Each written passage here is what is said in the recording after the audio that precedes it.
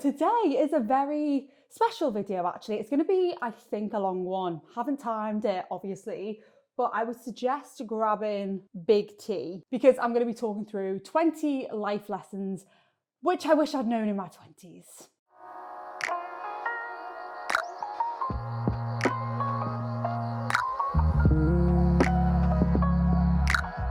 I'm turning 30 this week. Woo! Actually, the day this video comes out is going to be my 30th birthday. And around my birthday, I like to have a little bit of time where I reflect over the past year about what's happened from where I was on my last birthday to where I am now. And because I'm changing decades altogether, I thought I would write a list of 20 things that I have learned in the past 20 years, and also that I wish my 20-year-old self had known going into my 20s. My 20s were not really what, if you'd asked 7-year-old me, were not really what I expected them to be, because I was a student for 9 years. I started university when I was 20, I finished when I was 29. But I've experienced a lot in my 20s, some highs, some lows. It's been a much more difficult decade than I anticipated. I thought the 20s was gonna all be about having fun, letting loose, and it's just been a bit different to that. But I've definitely learned so much, and these lessons are things that hopefully I'm working on still now to take forward into my 30s, to make 30-year-old Julia a little bit wiser maybe. So my first lesson is to not let expectations stop me from enjoying the now. There's been many different points in my 20s where I have been in a state of, this is not what I thought I'd be doing right now. By the time I was 28, I thought I'd be doing this job, or I'd be married, or I'd be this, or I'd be that. And I've also spent a lot of time where I'm chasing goals. And because I haven't reached those goals yet, I don't let myself just enjoy being in the moment. So I think a huge thing for me is that, okay, I can have big goals, and it's okay to have expectations that haven't necessarily been met yet. Age is arbitrary. Age is just a number, it is. But age is arbitrary, and I like to think, because I've just finished uni really, I'm pretty much 22, you know, I'm 22. And just because I'm not at a point I thought I would be when I was 30, doesn't mean I haven't achieved a lot, and doesn't mean I can't be happy with where I am. So I'm doing my very best to leave those expectations on the shelf, saying, don't really care where I thought I would be, and just enjoy where I am right now. Lesson 2, if something feels off, it probably is. I have a huge thing about gut instinct. I'm actually doing some research into this now, but gut instinct is something which I don't often rely on, which is maybe controversial. I often say, oh, you know, I think this is right for me. Maybe it doesn't feel quite right, but I think I'll just go for it anyway. And in all of those situations, whenever I've not gone with what I think I should do, or if something's felt off, and I've done interviews for jobs before where after that interview and during the interview, I've been like, this isn't right for me. And then I've taken the job and it's proved to be the case. So I need to trust my gut a little bit more to steer where I think I'm going to be happy. That's not saying that my gut is right. It's saying more, my gut is a good indicator for if something will be a good fit for me, or if something will be beneficial for me down the line. So if something feels a bit off, and I've had that in relationships, I've had that in jobs, I've had that in interactions with people, listen to why that is off for me. Why is that interaction not really sitting with me? Is it that the person I'm speaking to, we just don't gel? Is it that they're hiding something from me? There might be something to it. Just investigate it a little bit more than dismissing it completely. Yeah, I'd say that's something that I haven't done that much of. And if it doesn't feel quite right, that's probably because for me in that phase of my life, wherever I am, it probably isn't right. Number 3, don't compromise morals or integrity for anyone or anything. I have done this in my 20s because I'm a huge people pleaser. And there's been times in my life where I have completely abandoned the integrity that I would normally stick to and the advice that I would normally give my friends. I've just left that miles away in the distance and gone with something which internally it's like, this is probably not what I should be doing, but I'm doing it anyway. So if there is a situation, especially in a professional situation, where someone is trying to make you do something and it's not aligning with your morals, or you don't think it's in integrity, don't do it, or stand up to it, or make a note somewhere, document in words that you are not okay with it. I know I have definitely done things because someone who's more powerful than me has persuaded me to do it or told me that it's okay, but I haven't felt like it was okay. And I've definitely learned from that mistake. And now, yeah, I do put things in writing in an official format. If I don't think something's comfortable, I make sure that it's documented that I don't think it's comfortable. Fourth thing I wish 20-year-old me would have known is to say yes to more experiences. I am a bit too tentative in just going for it. I like to have a plan, and I love my plans and I love my routines, and I'll get to that in a bit, but I am a bit apprehensive on the risk side of things. I'm quite risk aversive, and I think there's definitely been opportunities that have come my way that I've said no to because I haven't felt ready for that experience. One example I can think of is when I was on holiday a few years ago. I got an email from a radio station in the UK asking me to be an expert voice on a neuroscience story. And I literally was like, I can't do that. I can't be on live radio talking about neuroscience when I'm a PhD student and I'm going to get it all wrong and people are going to think I'm stupid. And so I said no. And at the end of the day, it would have been a 5-minute segment on the radio. It would have been good for me to practice, like researching something, synthesizing it and speaking it live. But I used the excuse of I'm on holiday, the time difference is off. Yeah, that type of thing. So saying yes to more experiences is something that I am definitely going to aim to do in my 30s, even if I don't feel 100% ready for it. And within this same lesson, I'd also say that don't be afraid to ask for things, because I didn't ask for anything. I would wait for things to come to me. I thought, well, if people wanted me to do something, or if people thought I was good, then they're going to come and ask me. But I've learned in this past year, after being at university, you do not get if you do not ask. For example, the podcast I'm doing right now, the reason that I've got that podcast is because months and months and months ago, I asked someone at work, is there any chance that I can cover some shifts on the radio? And then they said, oh, actually you can pitch in for a bank holiday show, you know, get an idea together and pitch it. So I did that. I ended up getting live radio shows that were completely mine.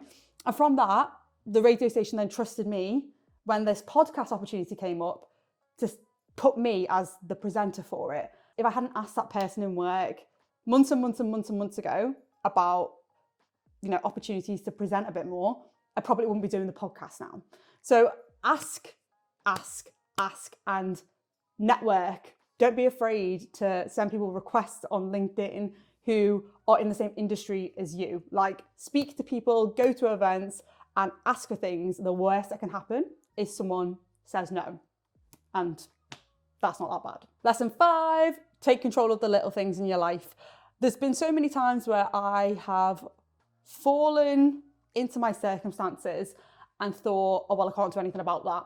Can't do anything about it, so I'm just going to wallow, or I'm just going to oh God, this is bad. There are tiny little things every single day that I can take control of, that I am responsible for.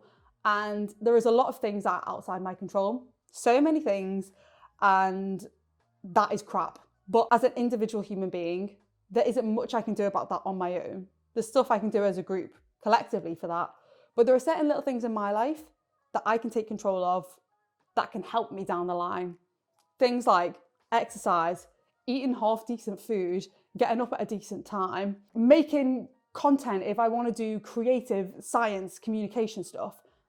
Take the bull by the horns and make the content, like just do it. I have a lesson coming up about career especially, but just to touch on it now, I didn't have a clue how to get into the career that I wanted to do.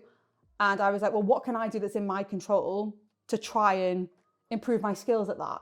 And that for me was making science content online. And that's something that's in my control that I can do of. So little things that are in your day, you can take control of. And that's something that I am trying to do even more so now. 6, having plants to look after makes me feel good. I like having responsibility over something. And for me, I've only just got plants. Look at them there, little babies. You can see 1, 2, 3. Having these little plants in my life has given me something to care about outside of just the chaos of my own life.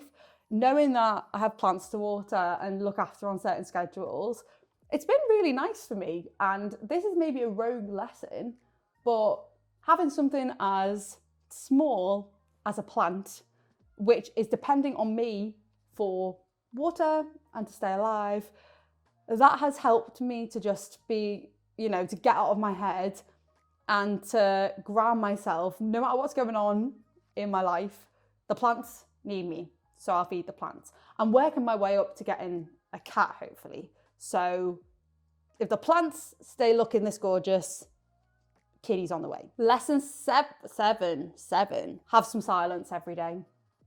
I don't like silence. I'm not a silent person. I talk a lot.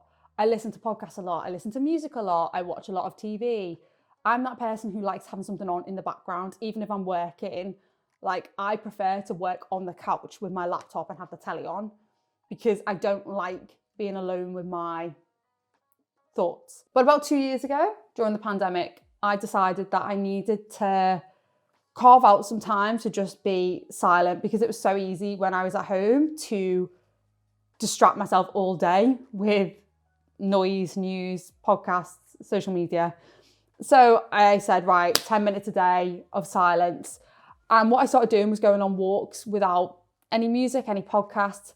And it was just really nice to be able to mull over if there was something particularly on my mind. I could go out with the intention of, let's try and solve that problem. And I'd just walk for half an hour and see where I got.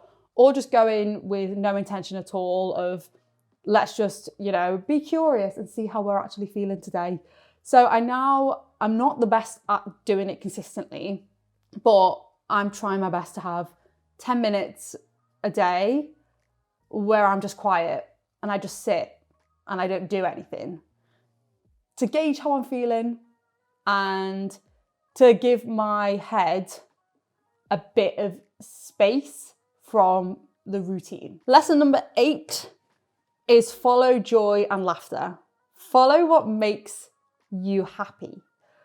Now, I have always followed what I thought has made me happy or what I think will make me happy. That's quite different because the happiness isn't here, it's here. So I'm chasing something because I think at the end of that line, there will be happiness. And that doesn't often work out the way I think, because what will happen is I'll get to the end of that line, I'll achieve whatever the goal is or whatever I think will bring me that joy. And it's so fleeting because then I'm like, I got here and I'm like, oh, I feel the same. And it's like, oh, that's disappointing. Well, what will next bring me happiness? And I'm chasing the next thing. But whatever makes me happy day to day, if I follow that, then I'm happy on that journey and I'm moving towards something which is good for me, something which I will, really want to do.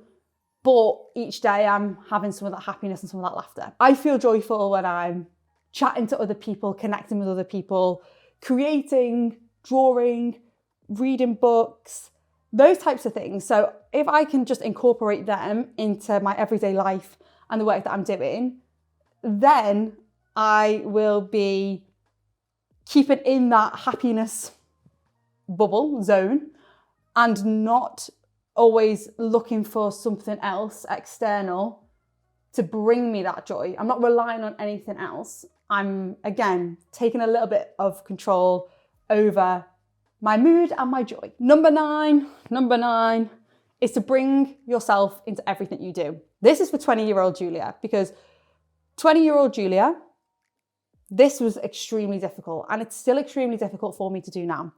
If you feel like an outsider in any regard, it's very difficult to be your full self. And I found this hard because when I was 20 years old, I went to university. I moved from the north of England to the south of England, and there was no one in my course at uni who I interacted with who spoke like me. No one. And it made me feel like an outsider and like an imposter. And I think from that experience, walls started to be built up and masks put on. And then when I moved into my PhD, it was a very similar situation where no one spoke like me, no one acted like me, dressed like me, blah, blah, blah. And I felt, again, like I shouldn't be there. And that meant that, it's so weird, like when I spoke about science, I wouldn't be me. I'd be this weird robot person who was like, and then this is this, like no personality, no Julia-isms, just very, this is how a scientist should speak. And it's taken me so long, and still now I have these stupid psychological filters that come on, and I'm trying so hard to break them. Something that's been great for this is doing live radio. Science live radio, I still have that bit of, I can't quite be 100% me. I don't know if that's a good or a bad thing. I just feel like I can't fully sit in Julia in some of the science radio I've done. I'm trying now in my podcast to be very much me. And that is a science-based podcast. So that's a really good experience to try and bring myself into my expertise. But doing live radio shows, like completely bare, just me, music, chat, that has been so good, because when I first started doing that, again, there was this mask up. And even now, in some instances, I can feel it. I can feel myself going, pull it, like speaking in a way, and I'm like, nah, that's not me. So over time, doing more and more of that, I feel so much more comfortable just being me, telling stories as me, talking about my experiences, and bringing myself into that. It's difficult to do, especially, like I said, if you felt like an outsider before or like you don't belong. There are walls that have been built up that need to be smashed down. But the more true I am to me, the more opportunities that will come my way that fit me better, because what I'm projecting outwards is who I am. And that means that things that come my way, they already know who I am. So it's like I already fit into that. If I'm pretending to be someone else, the opportunities that come to me might not be what I actually want, because I'm not being me. Number 10, I'm a morning person. You are a morning person, Julia, at 20 years old. And if you get up in the morning and you do some exercise and you drink some water, you will feel better. You will feel better for the rest of the day. You will work so much better, harder. The excuse of I need to get up and work, or I need this extra hour in bed when I've already slept for 8 hours. No, you get up now, get up in the morning, go and work out, go to the gym, go for a run, drink water, and then start to work. The hour in the gym pays back 2 or 3 hours in the working day. If you don't have that time to move and get outside and let off some steam, by mid-afternoon, by 2 o'clock, you're not going to be able to do any more work. So get up in the morning. Number 11 is, this is a message for especially 21-year-old Julia. What you're worrying about now will sort itself out. I lost, when I was 21, months of my time worrying about a situation which now doesn't even cross my mind. It maybe crosses my mind once every few months, and in that mind crossing, it's like, wow, that was weird. Why was I even bothered about that? It's so easy to feel like the problems that you're facing right now are the be all and end all. And in certain situations that are really, really challenging times, I think with most of the challenging times that I've experienced in my 20s, bar some health things, which I think health things sit on a bit of a different plane there, because when someone in your family is not well, that's a very different experience.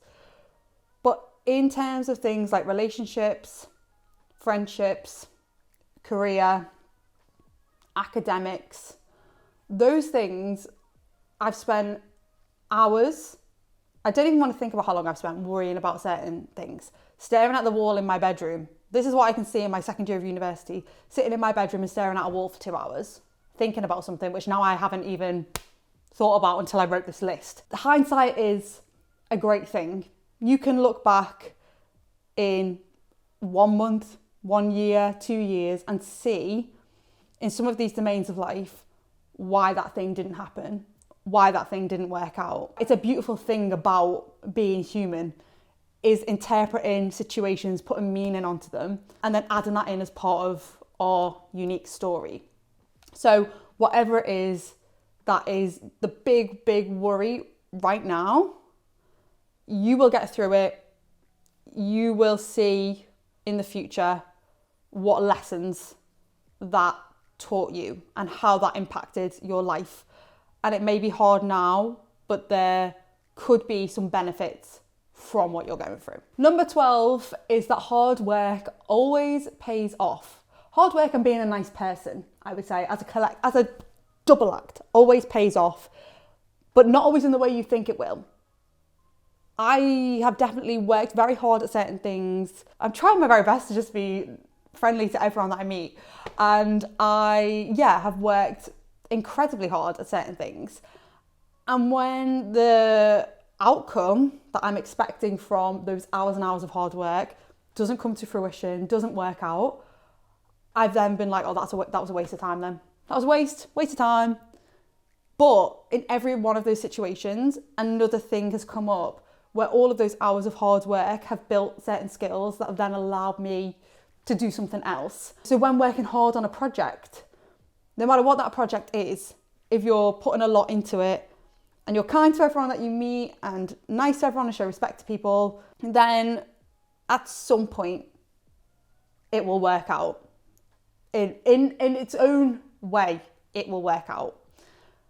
A caveat on this lesson, which is something I've learned recently, is that you putting in hard work does not guarantee someone will give that back to you.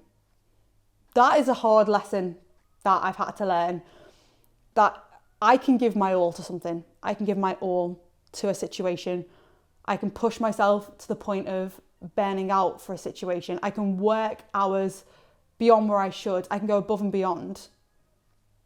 But that doesn't mean that the situation or the person who you're doing that for will show you the same back.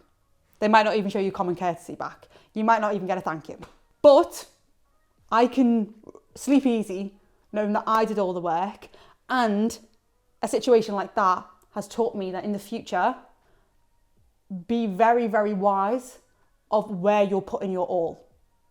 If you're going to put your all into something and it's going to come at a compromise of your health, I don't think work should ever come as a compromise to your health. But if you're going to put your all into something and you know, okay, this is going to be a bit of a tough period, I might not be able to do some of the things that I like doing, just to make sure that this thing goes well. Now I'm going to be a lot more wise and wary about those situations because I've been burnt in the past.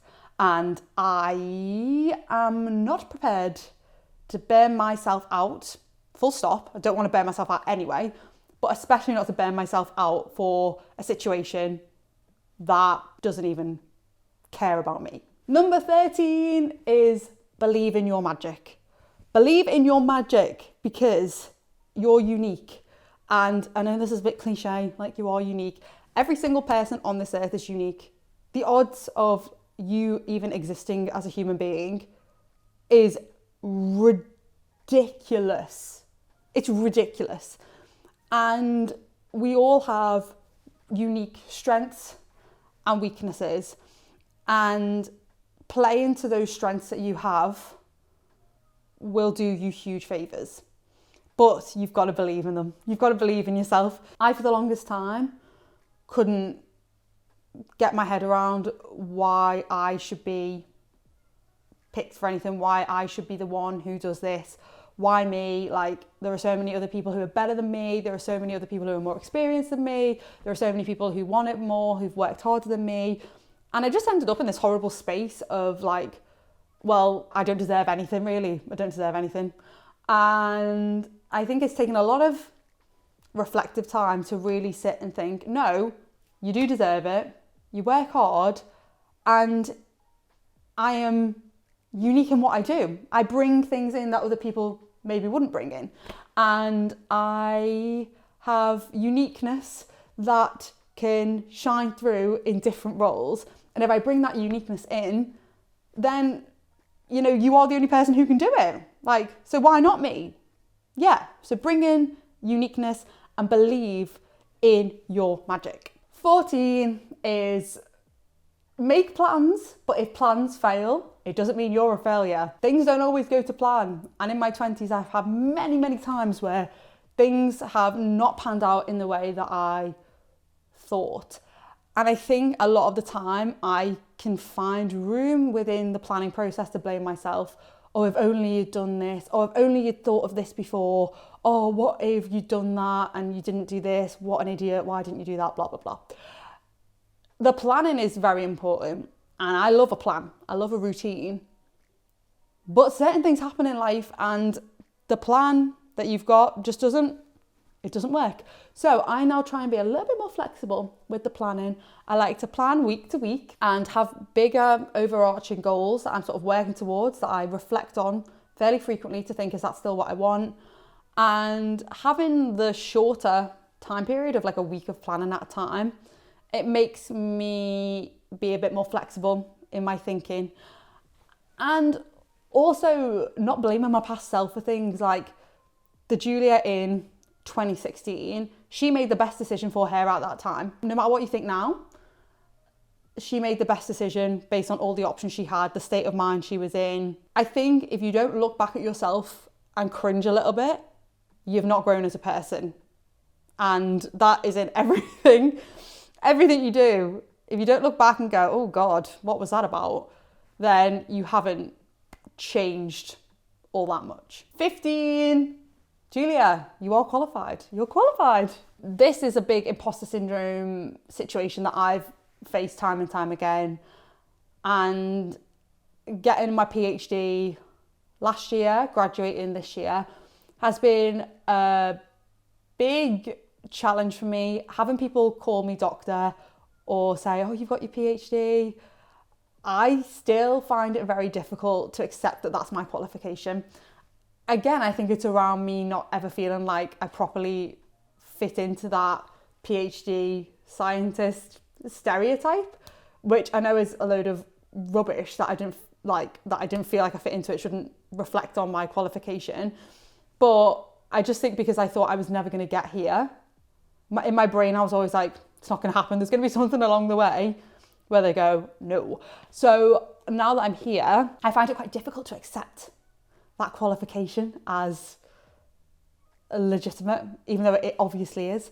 I felt like this with my masters as well. I felt like it with my A-levels, which is pre-20s.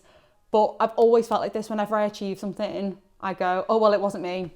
I've got a good memory, so I remember things for that test. It's not about, I don't really know chemistry. You know, I always have an excuse. And I think what I'm taking forward into my 30s is forget the excuses, look at the qualification, the official stamp, degree certificate, signed, you're qualified. And it's fine to say to people that you're qualified. And it's fine to be called doctor. You're not showing off. It's what you're qualified for. Number 16 is have big goals, even if the path isn't clear. I think growing up, there's a lot, not in a bad way, but in school, there's a lot of vocation chat of what career do you want to do? And the careers that are lined up for you are very vocational. You got your doctors, you got your teachers, you got your nurses, you got your policemen, you got all of those things. You got your accountants. All of these things have a path. All of these things, okay, you go to doctor, you go to medical school, which obviously, I'm not saying it's easy, but there is a path. You go to medical school, you then come out of medical school, you work in the NHS, you then apply for your training, etc., etc. There is a path to get there. The career I want, there isn't a path. And I've had to really accept that because I've been going, what is the path? I need to get my little boots on the path and walk it. And essentially I've just realised I'm walking in a completely like overgrown field of what is going on, and I'm making the path behind me. But whether that path is going to be walkable by anyone else, it's probably going to be quite unique to me. I think I'm in the field by myself. And it's something that used to put me off doing what I wanted to do. I knew for years and years that I wanted to be in media, in radio and TV. And it took me ages to say. I was so adamant that I was going to stay in academia because there was a path there. Like the allure of the path almost made me stay there, even if I didn't want to be on that path.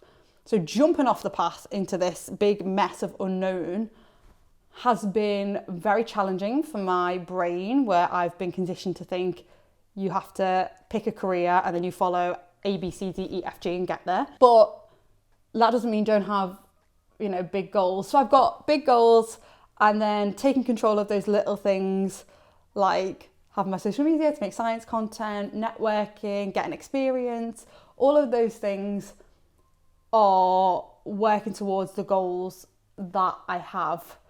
And even if the path isn't clear, by me working on all of those little things that I can actually take some control over, that is what has got me this far. So hopefully will keep moving me in that direction. 17. Don't let others' worries or projections stop you from doing what you want to do. This has been something that I really struggled with. I go to people for advice a lot, and I think, when you go to someone for advice, you think they're coming from a neutral standpoint, but they're not. They're obviously coming from their own condensed view of the world with their own beliefs and morals all entangled in the advice that they're giving you.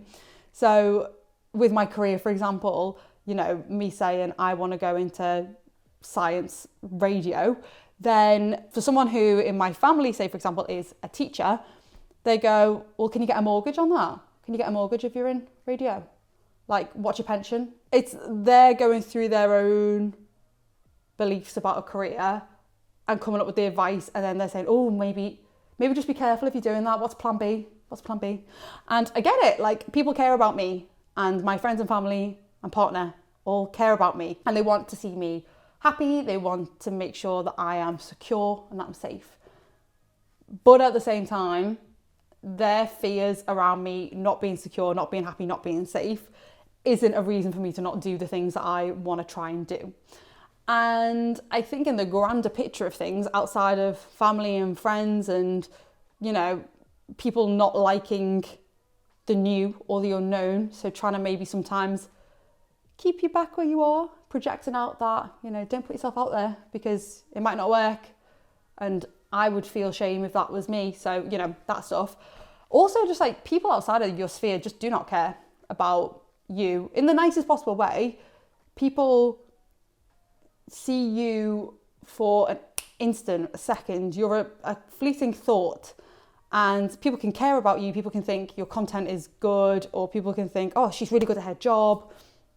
But at the end of the day, we're all the main character in our own lives. And so unless you're in someone's close circle, family, friends, partner, etc., unless you're in that, then people don't care that much. So yeah, when I was very fearful of starting doing things online because I was worried people would judge me, don't worry. 18, you need to take time off. Time on holiday is precious. You don't get much of it. And when you're actually on holiday, please take time off. This is a plead to 20-year-old Julia, because I tend to work when I'm on holiday, which isn't good. And whether even that is fun, creative stuff, I need to take actual time away from doing anything like content-y, fun things that I enjoy. But when I'm on a holiday for 2 weeks, just to take my mind out of that for a little bit, it does me the world of good.